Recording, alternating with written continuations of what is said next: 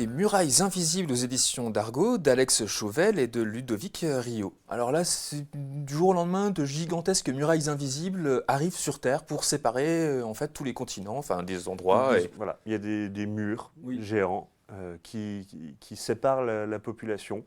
On ne sait pas pourquoi, on ne sait pas comment, et ça arrive vraiment soudainement. Alors, on se dit, ouais, encore un récit post-apocalyptique.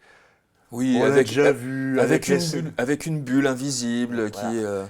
qui enferme les gens. Ça fait à Stephen King. Eh ben, pas du tout. Non. Parce que Alex Chauvel, ce scénariste, a une super idée. Et je trouve que c'est très très bien exploité.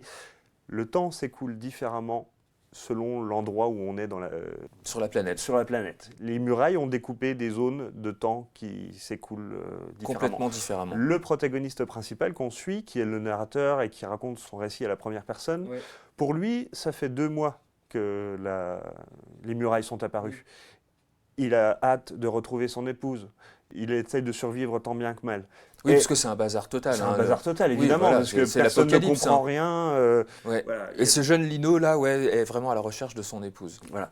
Et il va tomber sur un groupe pour qui ça fait 3 siècles que la muraille est là. Ouais. Et qui a donc développé une connaissance, des moyens technologiques pour traverser très ponctuellement les murailles. Oui. Et donc, voilà, cet écoulement. Oui, ils ont trouvé des failles dans cette Voilà. muraille. Ça implique des casques. Et donc, c'est toute une équipe. Ils sont une petite dizaine. Il y a un chasseur, il y a un cuisinier, il y a un spécialiste du temps, il y a le leader. Enfin, celui-là, c'est une espèce d'équipe pluridisciplinaire, un petit peu militaire, on va dire, qui est chargée d'explorer d'autres endroits des murailles pour essayer de comprendre et finalement les faire sauter.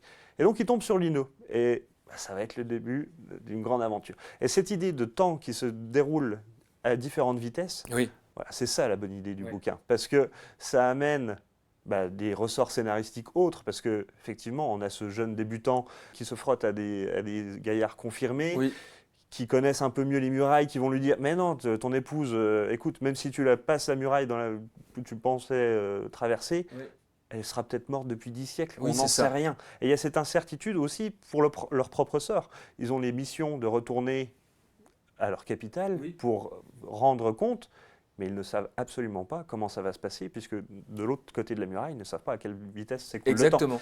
Et il va y avoir évidemment d'autres groupes qui vivent à d'autres époques, qui vont lutter entre eux.